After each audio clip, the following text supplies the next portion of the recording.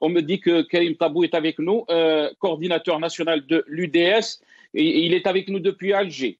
Si Karim Tabou, merci d'avoir accepté l'invitation. Marhaba bik. Bonsoir. Merci. Toutes mes salutations à M. Ali Laskri, à Al-Qadi Hassan, et à tous les invités, à tous les téléspectateurs. Merci à vous, Karim. Monsieur Tabou, si on revient un peu sur la journée d'hier, vous avez donc marché à Bouira. On a entendu le peuple sconder, surtout aussi là où vous avez marché, Makash Intikhabat Ma'al Isabat.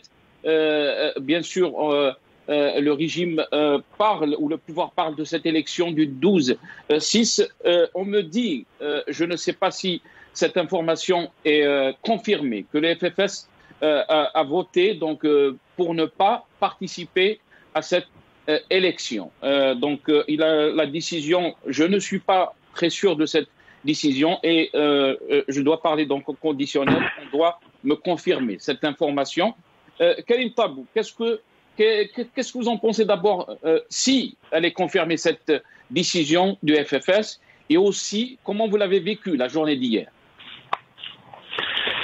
D'abord, concernant le FFS, je n'ai pas le droit au nom des militants du FFS. Toutefois, je serais personnellement très heureux que le FFS décide de bouder cette élection parce qu'au fait, dans ce pays, il y a deux cohérences. La première cohérence, c'est la cohérence du pouvoir. Il fait tout depuis le 22 février 2019. Il manœuvre, il fomente toutes sortes de scénarios à l'effet de se maintenir. C'est une cohérence. C'est dans cette logique-là qu'il a organisé une fausse élection présidentielle, une fausse constitution qui n'est pas différente des précédentes, puisque ce n'est pas le peuple algérien qui a réfléchi et qui a rédigé cette constitution. Et aujourd'hui, il aboutit à l'étape d'après, qui fait qu'il reprend, il essaye de reprendre ses forces, il essaye de renouveler sa façade de l'intérieur, tout en dressant tout cet arsenal juridique, politique, institutionnel contre la volonté du changement exprimée par le peuple. De l'autre côté, il y a une cohérence, c'est la cohérence de tous ces Algériens, femmes et hommes, jeunes étudiants, enseignants, avocats et toutes les couches populaires qui ont mis fin définitivement à travers le Hirak au mensonge et à la mise en place et aux mises en scène que faisait le pouvoir depuis toujours et qui ont finalement abouti au maintien du pouvoir. Dans un pays où on organise un tel nombre d'élections et aucune de ces élections n'a consacré le principe fondamental de la démocratie, à savoir l'alternance au pouvoir, il est clair aujourd'hui, il y a deux types d'élections dans un pays. Dans un pays démocratique, on fait une élection pour faire accéder le peuple à l'exercice de sa souveraineté, de son droit de s'occuper lui-même de ses propres affaires.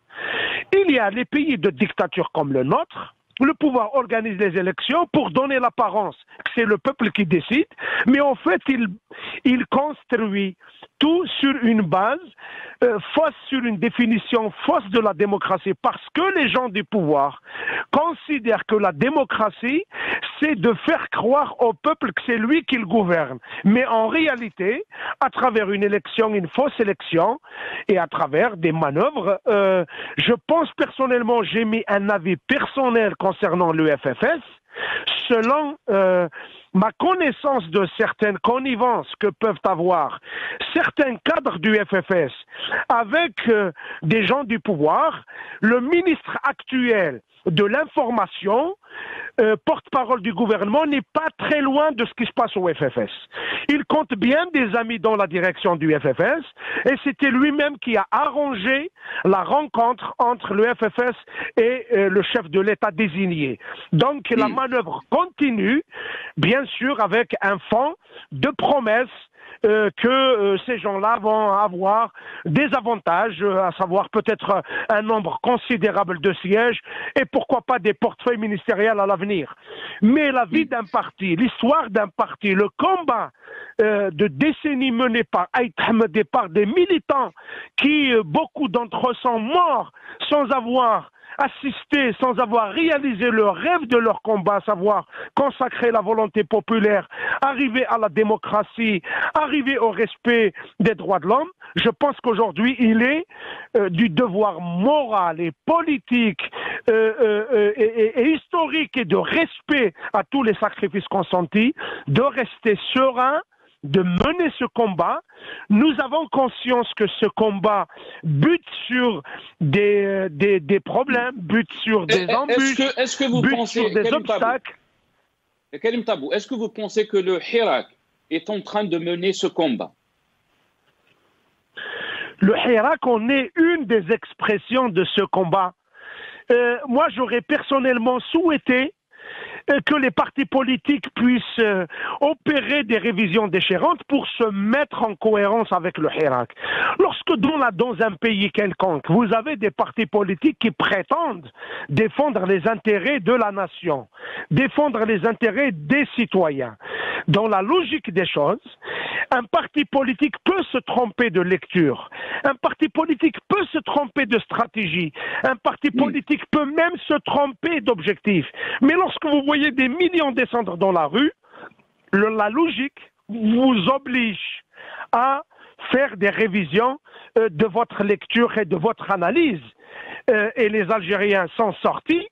Non seulement ils ont demandé le changement, mais ils ont voulu que ce changement puisse être accompagné par les partis politiques, par les personnalités, mais qui respectent les revendications du peuple algérien. Malheureusement, nous avons une classe politique qui sert beaucoup plus de représentants du pouvoir dans la société qu'ils sont dans la démocratie, qui devaient être des représentants du peuple dans les institutions.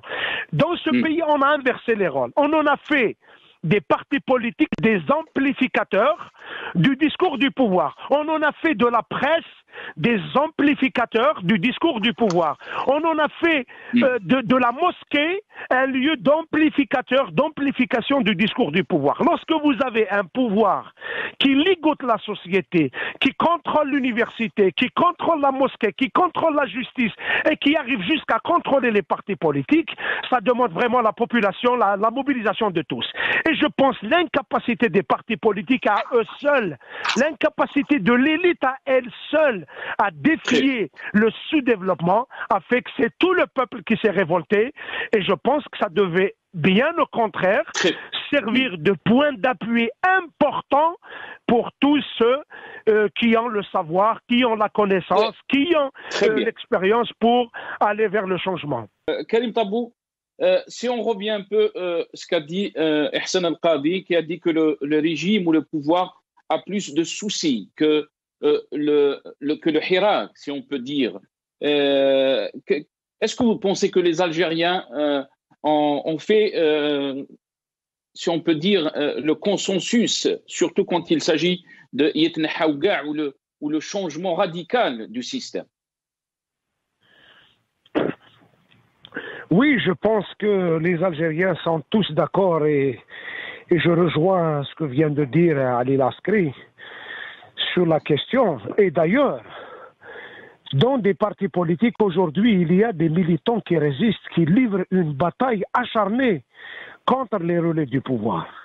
Et quand j'entends que des barrages sont dressés pour filtrer, pour passer au peigne fin les cadres du parti, cela veut dire qu'arracher le FFS des mains, des griffes de ce pouvoir, et en lui-même un combat qui nécessite et qui demande des hommes et des femmes qui devront le mener. Et sur un autre plan, bien sûr qu'il y a également une cohérence et un consensus, quoique nous avons conscience que ce consensus demande une imagination, un sens d'imagination pour rendre opérationnelles nos idées. Nous avons de bonnes idées. Nous proclamons des principes universels. Nous sommes tous d'accord sur la nécessité d'aller vers un état de droit.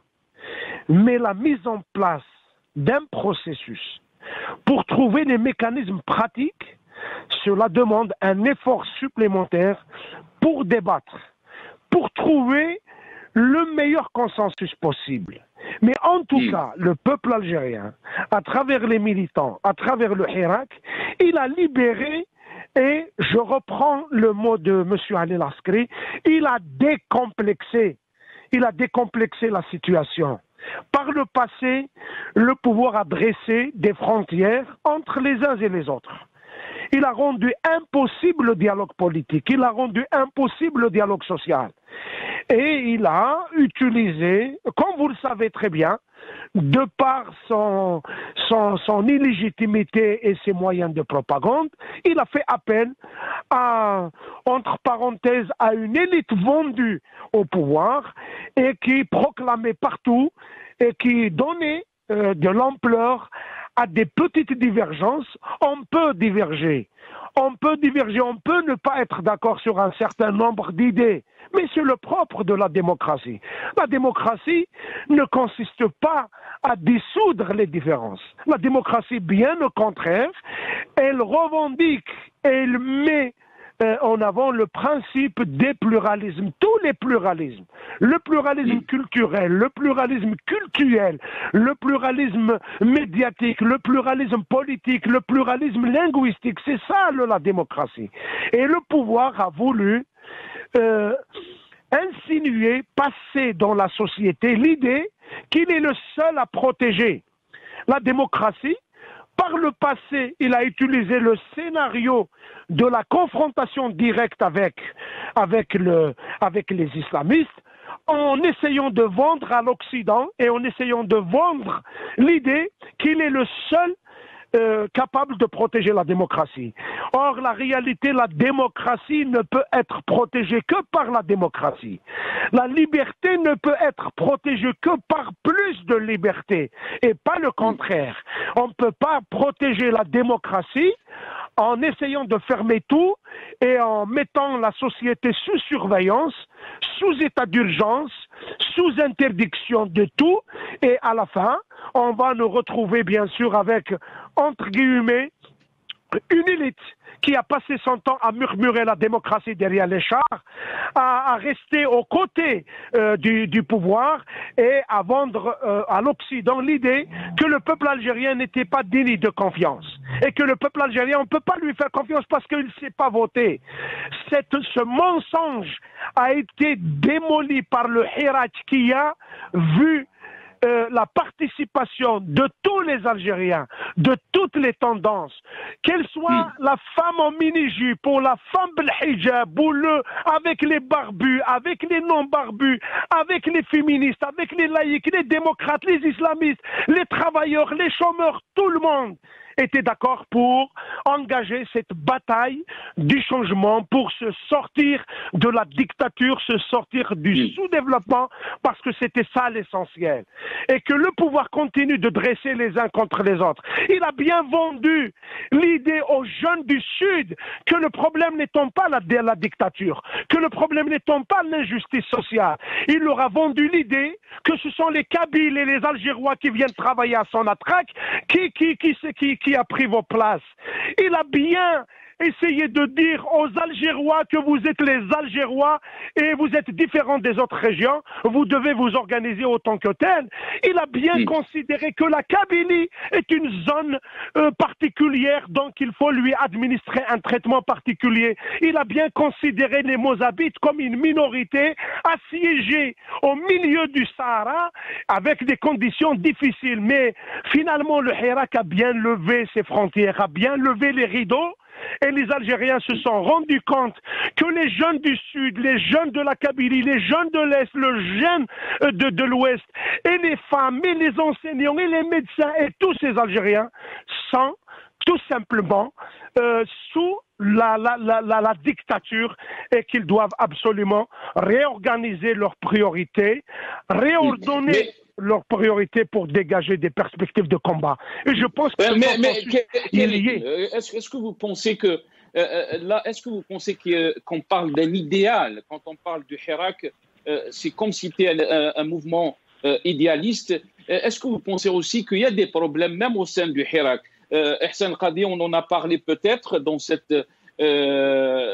cette chaîne il y a quelques semaines de ça, quand il avait parlé qu'une certaine catégorie de la société algérienne a pris un peu le recul par rapport donc à ce Hirak, parce qu'il a dit qu'il y avait des idées ou des slogans qui étaient un peu contraires, si on peut dire, au principe de cette révolution. Le contraire m'aurait étonné. Le contraire m'aurait étonné parce que le mouvement du Hirak est d'essence démocratique. Ça veut dire d'essence démocratique, c'est qu'il y a plusieurs idées, plusieurs opinions.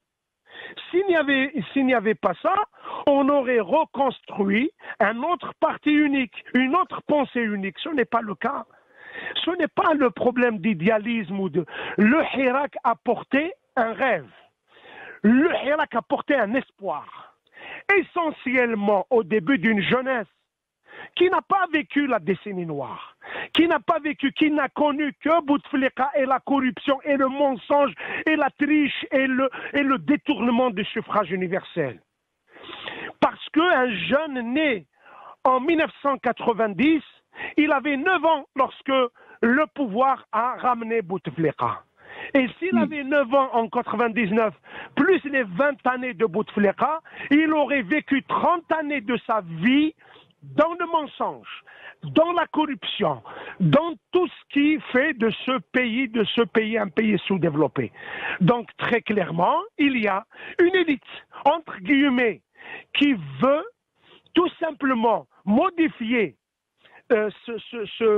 cette image-là, cette réalité-là, en faisant appel à travers j'allais dire des recettes vieilles, nous les connaissons bien.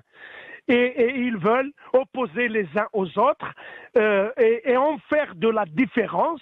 Dans la démocratie, on peut être différent, mais cela ne justifie pas le fait d'attaquer les uns et les autres et d'oublier l'objectif initial, primordial, important, à savoir tout faire pour dégager ce pouvoir, dégager par la suite des perspectives démocratiques communes, établir des règles du jeu, donner toutes les garanties possibles à tout un chacun, à la majorité comme à la minorité, préserver le cadre républicain dans lequel va se dérouler la vie institutionnelle, la vie politique, et remettre l'État dans ses fonctions importantes, essentielles, à savoir l'État doit appartenir à la nation, elle doit être là pour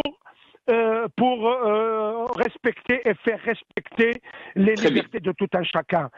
Ce n'est pas un rêve, il est réalisable. En tout cas, ce n'est pas un rêve. Les Algériens, ils sont décidés à arracher ce droit. C'est ça l'indépendance, la définition de l'indépendance, la définition de la démocratie, la définition, c'est tout simplement donner pour la première fois aux Algériens le droit d'avoir des droits, comme l'a si bien dit Sil Hussein, le droit de disposer d'eux-mêmes, de leur avenir, de leur présent et de leur destin. Karim Tabou, Ihsan Qadi est en train de dire qu'on a un problème avec l'élite en Algérie. Qu'est-ce que vous en pensez par rapport à cette question?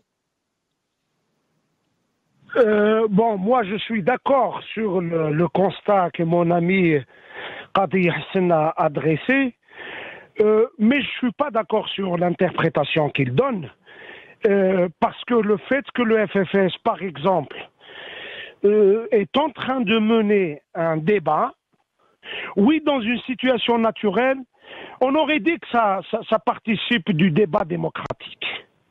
Mais dans la situation actuelle, je pense qu'il fallait voir la chose de l'autre côté, c'est qu'il y a une contre-révolution qui est menée et il y a des gens qui passent par un débat et c'est la bonne santé démocratique pour mettre en échec la contre-révolution.